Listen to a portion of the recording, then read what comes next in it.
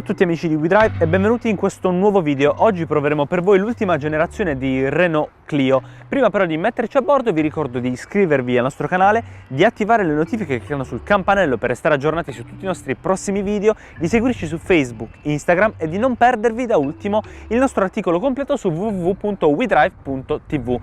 Prima di metterci alla guida è d'obbligo analizzare un po' l'estetica, quanto è cambiata la Clio dal punto di vista dell'aspetto. Nella parte anteriore troviamo una nuova mascherina con questi dettagli tridimensionali, al centro campeggia il grande logo Renault. Spostandoci verso la zona del cofano ci sono delle nervature aerodinamiche più presenti, ma il cambiamento maggiore riguarda i gruppi ottici anteriori, perché la fanaleria ha una nuova forma della firma luminosa a LED AC, ripresa dal Family Feeling nato con la Megane 4 qualche anno fa, ed essendo questa inoltre la RS Line come allestimento, troviamo nella parte bassa uno splitter a contrasto in grigio satinato molto bello su questa verniciatura blu.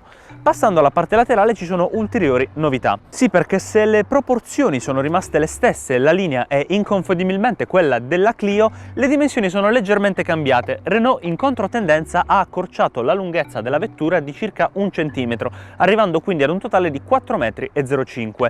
Essendo una RS Line troviamo anche un badge cromato qui sulla fiancata all'altezza della ruota anteriore, e un'ulteriore modifica riguarda la parte della vetratura posteriore, perché non troviamo più il piccolo finestrino dietro lo sportello dei passeggeri posteriori, ma al contrario è stata ingrandita la dimensione della maniglia che dà accesso appunto alla zona posteriore.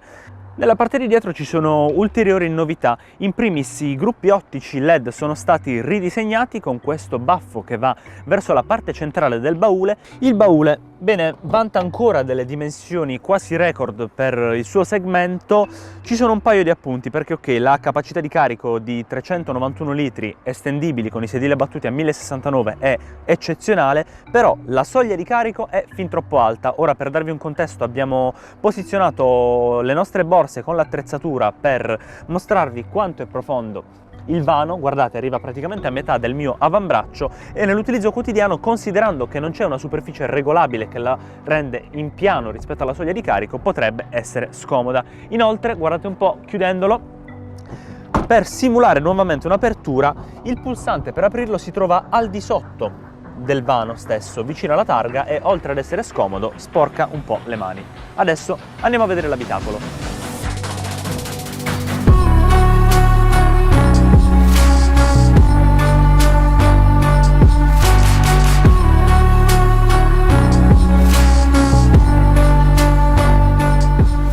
Come nella Captur, con la quale condivide la piattaforma, la Clio 5 ha subito una profonda trasformazione negli interni.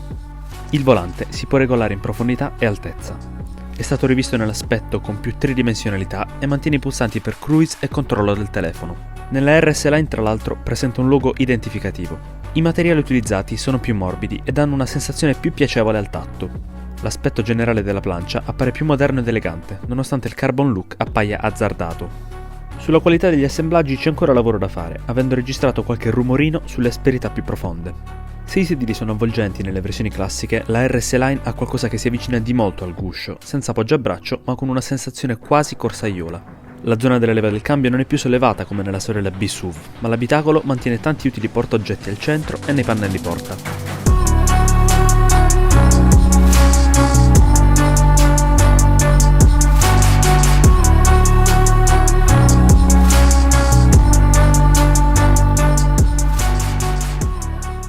Dalla mia posizione di guida, nonostante io sia seduto un po' più in basso del solito, perché questa è una RS Line con i sedili belli avvolgenti, vedo abbastanza chiaramente. I montanti anteriori sono stretti, lo specchietto occupa un po' di visuale con tutti i sensori, così come il lunotto stretto non lascia spazio a troppa visibilità.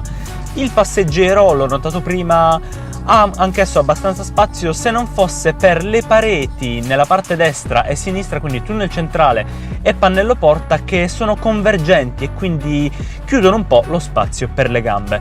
E dietro invece? Beh, Carlo, devo dire che lo spazio dietro è proporzionato a quello del segmento. I sedili non sono avvolgenti come quelli davanti. Ho lasciato il sedile del passeggero anteriore nella mia posizione e le mie gambe quasi sfiorano. Per fortuna c'è la conformazione per le ginocchia.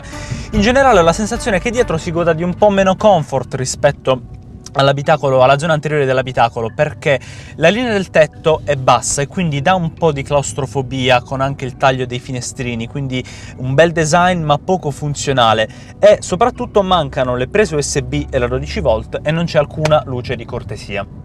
La tecnologia di bordo è arricchita dalla presenza di 2 schermi. Davanti ai miei occhi ce n'è uno misto analogico digitale da 7 pollici con tutte le informazioni del trip, del tachimetro e quant'altro, con livelli fisici per quanto riguarda carburante e temperatura dell'acqua. Al centro invece troviamo uno schermo con orientamento verticale abbastanza user friendly da 9,3 pollici, dal quale, oltre che si può controllare la connettività di Android Auto e Apple CarPlay, abbiamo anche accesso ai 3 diversi driving mode del MultiSense. Il MySense, scusate, in sé è un controllo individuale dei settaggi per quanto riguarda la risposta del motore e anche del volante. Abbiamo una modalità più parsimoniosa chiamata Eco e anche un po' superflua la modalità Sport.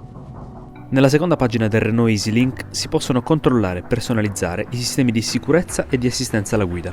Nella Clio ce ne sono diversi: cruise control, sensore di parcheggio e una retrocamera non troppo aggiornata garantiscono il comfort, mentre lettura della segnaletica e dei limiti di velocità, sensore dell'angolo cieco e avvisi di sicurezza e anticollisione contribuiscono a rendere il viaggio in questo segmento B ancora più sicuro, nonostante dinamicamente la piccola francese sia molto stabile, con poco rollio in curva e con un impianto frenante di tutto rispetto, nonostante la presenza di freni a tamburo nel posteriore, invece che a disco come sulle ruote anteriori. La nostra Clio è equipaggiata con un motore 1.3 TCE turbo benzina da 130 cavalli, è un motore abbastanza vivace se relazionato alla stazza della vettura. Devo dire che, per quanto la modalità Sport non vada poi a stravolgere lo stile di guida, l'auto si sente sempre vivace e soprattutto in partenza, se andiamo veramente giù col pedale dell'acceleratore, i 240 Nm di coppia massima, sprigionata tutta sulle ruote anteriori tra l'altro, forse a volte sono fin troppi, nonostante l'auto sia dotata di tutti i sistemi che ne vanno a controllare la trazione. Il motore è abbinato ad un cambio EDC, un 7 marce automatico a doppia frizione. Non è esattamente un cambio fulmineo, nonostante voglia atteggiarsi da sportivo con questi pedal in misto plastica e alluminio dietro il volante, ma devo dire che in viaggio è molto comodo perché è fluido, non si sente minimamente la cambiata tra una marcia e l'altra. La Clio mostra fin da subito tanto agio nella giungla urbana. La larghezza di 1,80 m, aumentata di 7 cm, e l'ottimo angolo di sterzata permettono di destreggiarsi nel traffico quasi come su una Twingo. Complice l'allestimento RS Line, l'assetto risulta un po' rigido, generalmente rivisto su questa quinta generazione.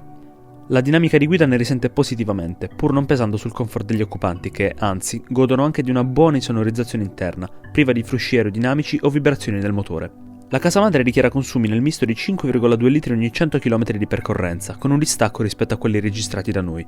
Tra Bari e provincia abbiamo potuto guidare la Clio per tanti chilometri su strade urbane ed extraurbane, con un consumo medio di 7,5 litri ogni 100 km. Per chi predilige l'eleganza invece che la sportività della RS Line, la scelta ricadrà sicuramente sull'allestimento Initial Paris. Le versioni classiche comprendono invece Life, Zen e l'accessoriata Intense, con una business riservata alle flotte. I prezzi partono da 14.400 euro, salendo ai 22.600 della nostra versione in prova. I propulsori benzina sono 1.3 cilindri da 65, 75 o 100 cavalli e 1.3 4 cilindri da 130. Il diesel 1.500 4 cilindri ha cavallaggi da 85 o 115 cavalli e il GPL monta il 1.3 cilindri da 100 cavalli. In arrivo anche la E-Tech, versione ibrida della Clio con un 1.600 benzina e 2 motori elettrici con una potenza complessiva di 140 cavalli.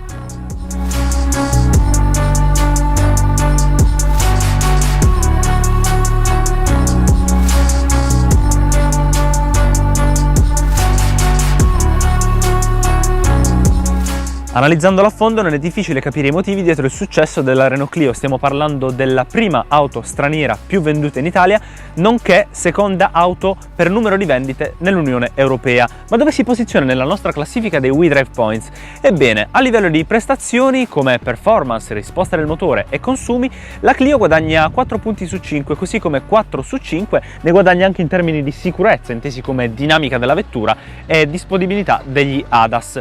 3 punti su 5 ne guadagna per gli interni, in base all'estetica, in base alla qualità dei materiali scelti e degli assemblaggi, altri 3 punti in merito alla praticità nella vita quotidiana e infine 3 punti in merito alla tecnologia di bordo e le sue dotazioni, per un totale di 17 punti su 25, esattamente come la sua sorella crossover Captur.